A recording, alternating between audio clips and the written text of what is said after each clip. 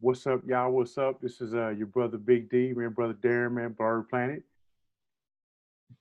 What's your name, brother? Boy, Khonsu and Bro, BLERD Planet. Much love to you guys. Right on. And today, man, we are here discussing the ADOS, or as Ann Coulter says, it should be the DOAS movement, the descendant of American slaves, which is a lot different than an American descendant of slaves.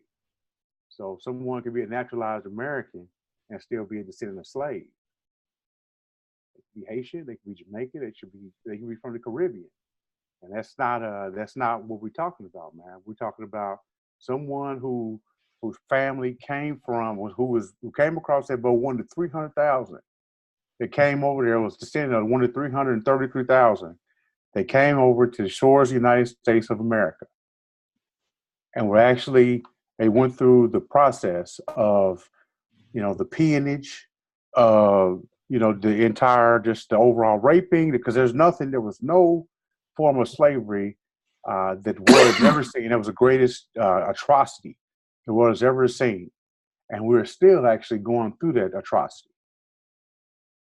Would you agree, Rob? Oh, yeah, I definitely agree. I mean, it's worse than ever, actually, because we don't have the collective or cognitive consciousness to move toward a goal. And I think the misunderstanding is an ADOS versus Pan-Africanism paradigm, which is only creating division. Mm-hmm. All that's being stated is that we want to be recognized for our American lineage. Mm-hmm. An American lineage has established a land of liberties and freedom that's not comparable to anywhere else in the world. Mm-hmm. And we have the greatest military in the world that American blacks that were slaves at the time commandeered and won on behalf of a government that never followed through with their promise. A new deal was established, and we never got what we was promised. Nope. New deal. And this is all we asking for, is reparations and respect. We're not begging the government. These are demands. Mm-hmm. So if you pay attention to the ADOS mission, it's a demand. And those of you who are immigrants that fall in that category, we're just asking for support, but stay out of our way, because we have birthright and lineage to benefits that are deserved to us, man. Yeah. I think I've mentioned to you, man, I've had an ancestor of mine has fought in every war that this country's ever been in. Someone in my family has fought in. I mean, all the way back to the Revolutionary War. Documented. Wow. One of my ancestors is the only black man that's in the South Carolina State House on the wall. He received the Presidential Medal of Freedom. Wow. Oscar Marion. Wow. You know what I'm saying? He fought next to Francis Marion. He was on the back of the Confederate $10 bill. He was also on a painting. He was on the back of the Confederate $10 bill as the Happy Negro. It showed him making potatoes. See what I'm saying? I mean, that's just one person that has that kind of rich history. And we deserve recognition for that, man. Mm-hmm. We're asking, we're starting at 400,000 per individual. That's just a roundabout figure. Mm-hmm. And don't tell me the economy can't work it. I mean, we both work in the economic industry. Are you serious? That's nothing. Yeah. It's absolutely nothing to the blacks that are here. We got 3 issues that we are in demand for. Closing the racial gap, a retooling and revision of affirmative action that benefits specifically American descendants of slaves, and we also asking for the revision and literally retooling of the penal system, which promotes slavery under the 13th Amendment, because it's affecting everyone of color that happens to be American descendants. Because you don't see a bevy of immigrants that are locked up in these county jails. You see American citizens that are either with black men. There's more black men in prison than there are the population of women in the world. I just heard that today from brother Marion, and that shit is crazy. Yeah. That shit is crazy, King. Yeah, it's just crazy. Well, it's in every if you look at every woman that's in the penal system in every country in the world. So which is still that's not a good thing. That's not a good number. No. And that's being tied up at any point in time in the criminal justice system. So it could be from probation, it could be parole, it could be someone who is currently incarcerated, but a black man in America, a black American male of American descent is actually is part of that system. And mind you, as American citizens, we are subject to arbitrary law. The rule of law don't apply in the judicial system anymore. It's strictly arbitrary. So we're at the beck and call of a penal system that is organically organized against American blacks that were descendants of slaves today. Yeah, but got the black codes trying to go against us. Yeah, because Thurgood Marshall said, forgive me, Thurgood Marshall said we were given freedom, but with the freedom came a burden of trying to keep and stay ahead in a system that was systematically against us. So even though we were given freedom from plantations and slaves, and slave plantations rather, forgive me, we were not given the ability to thrive.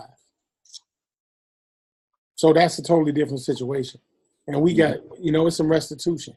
We got to settle some things here so that we can clear the table. We don't need interference at all, man. Yeah. And we're not saying that, it's something wrong with it's not, it's okay being an immigrant. It's okay. And we commend you for being an immigrant.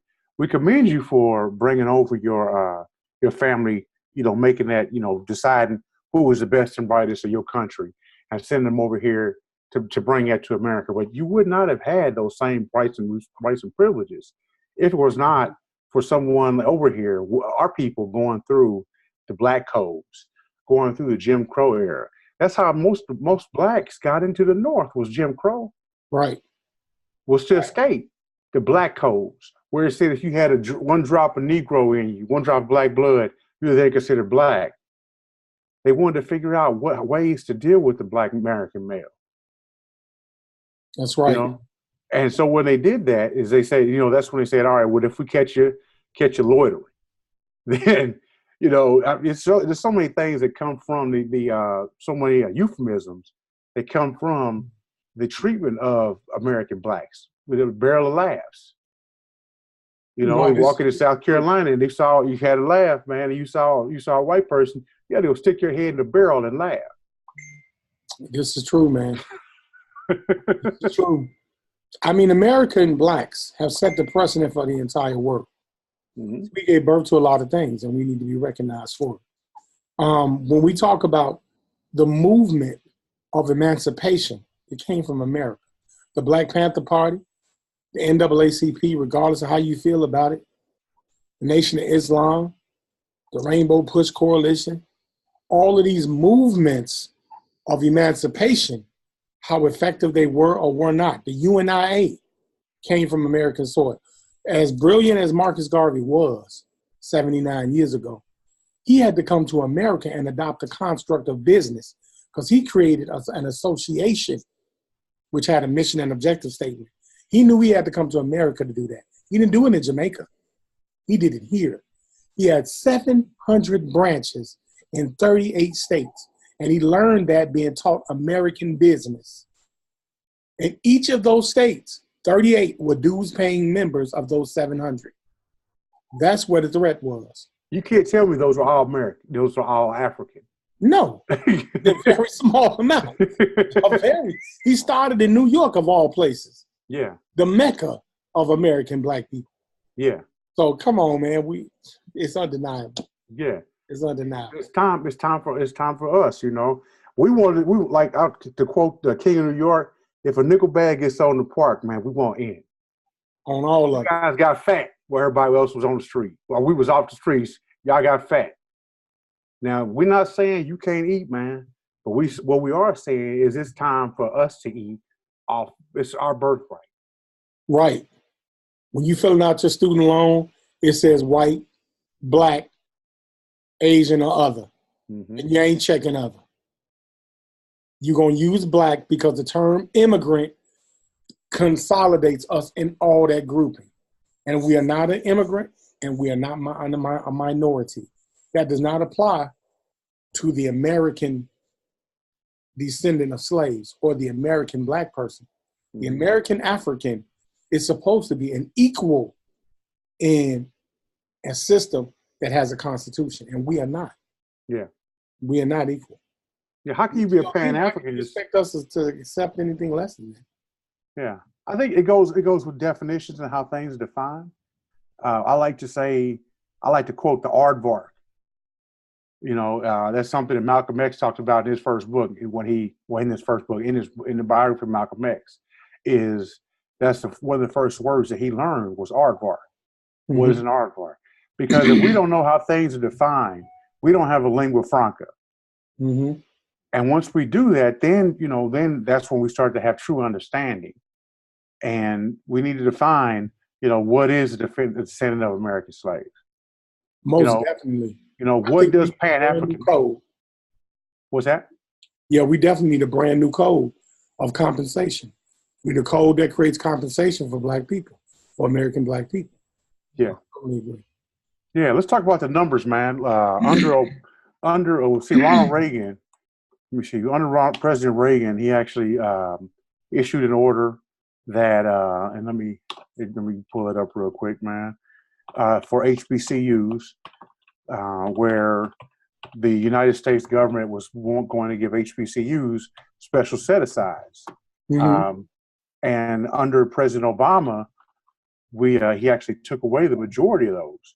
Now, oddly enough, President Obama was neither black or black American. I mean, he was his parent, Don't even go there, brother. You know what I'm saying? We could touch there, but let's just, his father was from Kenya. His mother was from Kansas. Say that again. I don't think you heard. Yeah.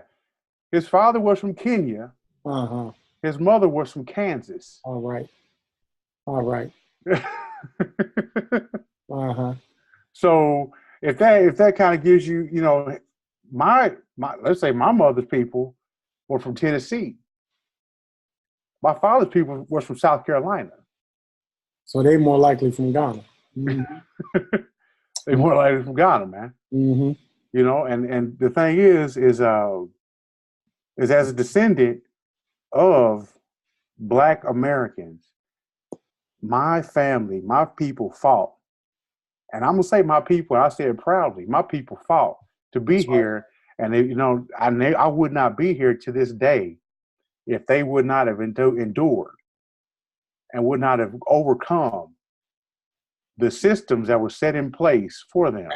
And it's my responsibility as a father of two children. I have a son and a daughter.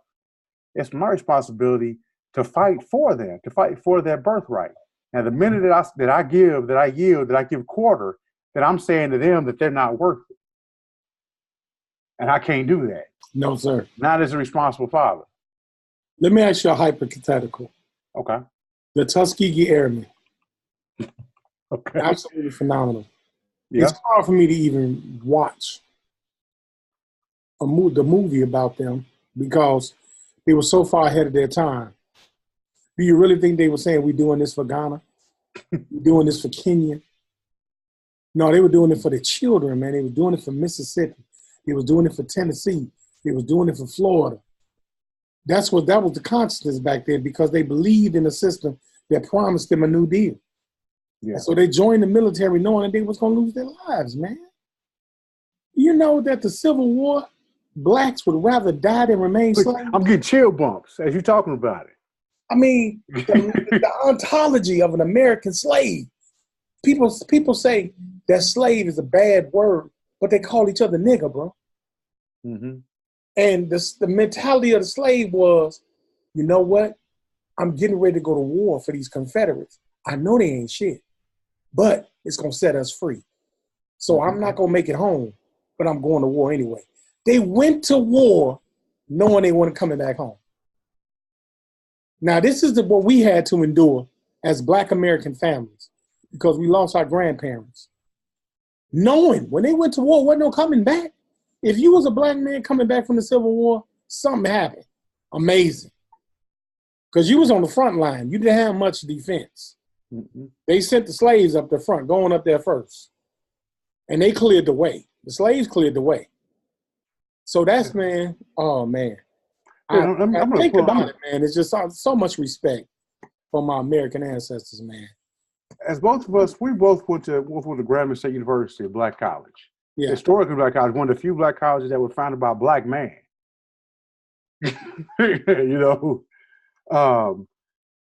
I'm going to do a screen share real quick, man, to talk about some of the executive orders that were shown that are promised. Hey, while you're doing that, please do. Yeah. I'm going to say this really quick. It's a stat since we're dealing with numbers.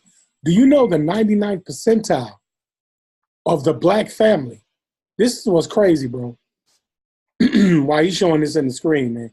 The 99th percentile of the black family is worth a mere $1,500, while the 99th percentile of the white family is worth $12 million. So this means over 870,000 white families have a net worth of about $12 million, while out of about 20 million blacks in America have fewer than $380,000. Wow. And they're even worth a single million. Out of those 380, you got even less that are worth even 1 million. Yeah. So by comparison, over 13 million of the total 85 million white families are millionaires or better. That's from Morenberg of 2017 by the Forbes report. I want people to understand this is what ADOS is arguing about. It ain't nothing frivolous. Yeah, man, we're 14%. We represent 14% of the population. Yet under the Obama administration, we went from, under President Bush, we were at 8% of SBA loans. Under the Obama administration, we dropped down to 1.2%. There's no reason why, as black business owners, we shouldn't have gotten, or we should not be representative. There should not be a representation of 14% of our SBA loans should go to the descendants of American slaves. That should be set aside for us. Right. But if we look at back in 1980, President Carter signed Executive Order 12232, and that's where it established, look at it says, to overcome the effects of discriminatory treatment, to strengthen and expand the capacity of historically black colleges and universities to protect quality education. In 81, that's from President Reagan. A lot of people don't like President Reagan. Look what he did. He signed Executive Order 12320, which expanded upon the program. Then right after that, President George Bush signed 12677. After that, Clinton signed 12876. After that, Bush again, Bush 2, signed 13256. And look, that's since then, look, that's where it stops. Wow. That's where it stops. Wow. Our promise has been gone, man. Our dream has been deferred. And it's been relegated to nothing. And as a parent, I refuse to let that happen. I refuse to say, and it's something my wife and I get into, we get into discussions about all the time. I'm not going to say we get into an argument. We get into a discussion because she's a teacher. She's a teacher, man, and she teaches with a school that has a lot of ESL students. So those are students who have English as a second language. And so they divert a lot of they actually have to have in their classroom, because they have so many ESL students, they have to have a teacher that is in those classrooms that provides services to those ESL students. And I said to her, I said, you know what? How many of our kids? And she said, but no, I said, no. How many of our kids, if you pay an average teacher $50,000 a year to sit in for these ESL students, how many more black students could that take care of? Wow. How many more books could that buy? How many more buses? How many more lunch programs could that do? See, that's a hard hitting question. Yeah. My first real business, Darrin's Coffee Company, was in Zionsville, Indiana. Zionsville, Indiana is one of the wealthiest cities in the state of Indiana. I think it's one of the top 10 cities to live in the United States, or one of the top wealthiest zip codes in the United States. Don't you know, man, the first thing I did was hire black folks. As a black business owner, I hired their black folks. Less than 1% of black businesses have employees because we don't have capital. Mm-hmm. That's right. I went without to make sure that I could hire black folks. So, and there's times there was actually a loan program there, a micro lending program. Mm-hmm. And the micro lending program, they would give you a loan at, I believe it was at 3%, or 3% interest. Mm-hmm. The white businesses there received a full $25,000. I received $3,000. Could you imagine how many more people I could employ if I would have gotten it set aside? Mm-hmm. Mm-hmm. It actually was owed to me. Mm-hmm. You know, no, it is old. It's not like something I'm trying to get a handout. No, this is a debt that is owed. Mm-hmm. And America, it is time to pay to get some sort of reconciliation. And the only way we can do that is by acknowledging, not through a history of African American history museum, but to acknowledge the children of the African Americans. Or the American. We want to clear those disparaging. This isn't about hating immigrants who happen to be black and have the same skin color. This has everything to do with justice. Mm-hmm. It has nothing to do with being in Africa, because Pan-Africanism ran its course. I'm sorry to break the news, but the last Pan-African movement that was effective happened 79 years ago. Mm-hmm. And it was on the decline then, and that was called the UNIA. Now, I love the legacy of Marcus Garvey. But when was the last time somebody that's been dead 79 years ago was relevant? That person is an ancestor and should be respected as such. It's 2019. Our black children need to understand science, technology, engineering, and math. They need to understand coding. They can't adopt being a farmer or building an automobile or the steel industry, because those industries have come and gone. When we were skilled in the servile arts, that was our commonwealth. I think it's required reading that our children be subject to The Miseducation of the Negro by Carter G. Woodson. Required, if you want to set your children on the right path, get them to reading those things. Booker T. Washington, W.B. Du Bois, read about the talented 10th with a non-bias, with all this boule crap. Read about the history of black intelligentsia, and then understand how that applies to 2019. Where we get computer programmers, coders, people that understand computer language, because that's what the revolution is for black intelligent people in 2019. Yeah, that's what the problem is. We still want to have a 1920 mentality, man. Come on, man. We're not sharecroppers no more. You can't crack no whip on none of us now. Yeah, European can't come up in the middle of the field and crack a whip. It won't be a European standing no more. Mm-hmm. But those days are over with. Trust and understand that. So now that we're taking the mantle of our descendants, we want what's ours. Mm-hmm. By any means necessary. And this don't include those who did not go through the codification of the white institution of privilege called racism. You didn't go through that. No disrespect. You had your struggle. You didn't go through that. We went through this, man. We byproducts of parents that did not have the ability to emancipate us and didn't even know how. Wasn't even cognizant that they had the ability because they never were taught the ability.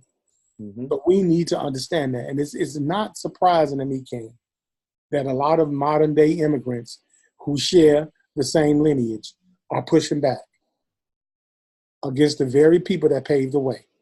It's amazing to me. Muhammad Ali came from America. Mm-hmm. Crispus Attucks came from America. Yeah. Steve Biko. Yeah, yeah. Kwame Nkrumah came from America. Mm-hmm. Then moved to Africa. Yeah. Because we have the most, I think one of the biggest things, King, and I don't want to be too wordy, is the word diaspora. Mm-hmm. Look up the word diaspora. Matter of fact, let me look that up, bro. I was gonna say, yeah. I was gonna say, yeah. You know, you talking about look it up. Yeah, You know, yeah. Let me do that right now. Wow. I'm quick to type something in and go and do a screen share to say, you know, Yeah, let's get it over with. diaspora. Because I think people got the word diaspora, they got it mixed up. I really do. I don't think they got the understanding of what the word diaspora actually means. Yeah. Because there's a difference between diaspora and migration. Yeah. We can look at all the innovations that the American Black has made in the United, and not just the United States, but in the world. How we've made the world a better place.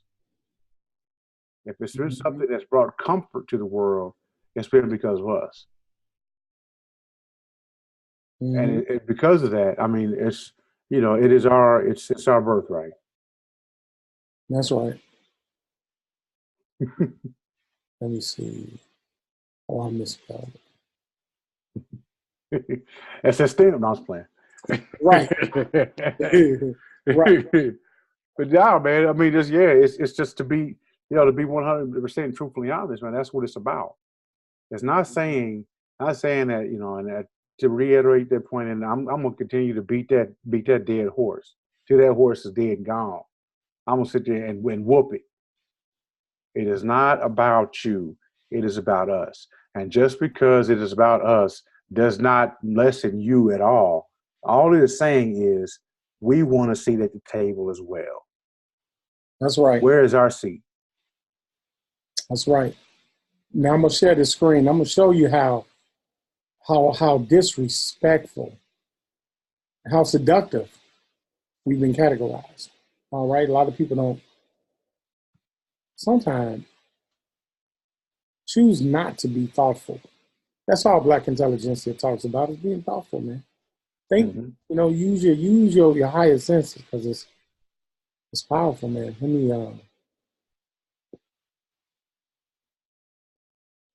okay. Now here on my screen, you can see diaspora. Now it's used in the English language in grammar as a noun. That's another thing that we have a hard problem with, is understanding the grammar and the lingua franca in which we use our grammar to speak English. Because a lot of us don't speak, especially American Africans, we don't speak a direct dialect of English. We speak another dialect of American, which affects our ability to be cognitive to understanding. Now, according to the governmental standards, they call us remedial, and they use bell curves against us. That's how biased this system is against American Blacks. Because they know we speak a broken English, which affects our cognitive ability, but that doesn't affect our intelligence. Understand that. African ontology has its own system of psychology that is systematically used against us, okay? So when we look at it used as a noun, it says Jews living outside of Israel. The dispersion of the Jews beyond Israel. Now, within the context of that, you have the dispersion of any people from their original homeland. Which is, I'm sorry, but not to interrupt, but the thing is not to be against our Jewish brothers and sisters, our Ukrainian brothers and sisters, but they don't even mention the diaspora of the African, which has been the most. I mean, look at that, man. I normally go to Merriam-Webster too. Yeah. And so, because they get a little bit more universal with it, and they acknowledge, as you can see, the second sub-definition. People settled far from the ancestral homelands, members of the African diaspora, as an example. So they acknowledged it with the Merriam-Webster. The Merriam-Webster, because during the publishing of the Merriam-Webster, they were enslaving Native Africans. By the antebellum period, when this book was well into another edition, we're talking 1828 here. By the antebellum period, we outnumbered the Africans 4-1. We were the new African. We outnumbered them 4-1. So I want you to understand that the diaspora of Africa that is trying to be compared to the Jews has not been settled. The Jewish diaspora has. They received reparations. So we have not received reparations yet, we're being told we suffered a diaspora. So the American African suffered the most horrific diaspora in the history of slavery. Because Europeans and Eurasians were enslaving each other hundreds of years before they started to enslave us. So this ain't got nothing to do with that trivial argument. We're talking about the mistreatment of human beings. Okay, so our culture, our religious system, our spiritual system, along with our social system, along with our industrial system, was taken away from us. We have a right to argue that point, really to the fullest. So, I mean, it's, and I've noticed, brother, that with the ADOS movement, all the arguments come from an emotional place. The points that ADOS stands for, there's no valid arguments. There's just no valid arguments against those points. Because those things are factual. I had a brother from Jamaica. I was on his show, and he said the solution to our slavery problems in America, racist problems, is we go get some good credit. All we got to do is get some credit cards. And I felt like slapping the shit out of him, and I couldn't believe it. Mm-hmm. But guess what? This person was Jamaican saying this. You see what I'm saying? Yeah. Like, wait a minute. You want us to incur debt, and we share less than 1% of the wealth in America, but you want me to incur some debt? More unbelievable. Debt. I can't believe you saying it out your mouth. Yeah. But we're the ones that fueled the textile. It was our debt. That it was the debt that we paid already to fuel the growth of this country, to fuel the growth of the world. I mean, the modern textile industry. Right. The cotton, textile, the gin industry, alcohol, tobacco, and firearms, in which we champion, helped clear the debt with the money that was loaned to this government in the beginning. Yeah. If the credit system. Yeah. If the people who were colonized in Africa, if the people in the Caribbean, if they want to get some sort of reparation, Haiti has more of a claim against the French than anybody. I mean, let's look at it. Right after the Haitian Revolution, they were forced to pay reparations back to France to buy their freedom, essentially, and the hundreds of millions, almost what we could equivalent to hundreds of millions of dollars. Mm-hmm. So that's not an American debt, right? That's a French debt, right? That's right. That's right. If we look at the people in Africa that speak English as a second language, that's a British debt. That's right. That's not an American debt. That's right. And quiet as it's kept, parts of Ghana, they already owning up to it. They owe us reparations too. Yes, they do. There are certain nation states in Africa that owe us reparations, because how the hell did we get here? You may not like to hear it, but it's a fact. Yeah. That Ghana and Benin and Togo owe us money. Because how we get here? Don't you turned us over, so it's okay. I mean, we was commerce back then. It's a difference between generational slavery and chattel slavery. And on top of it, we didn't even have a contract. We were non-indentured random slaves, just random bodies carried over to America.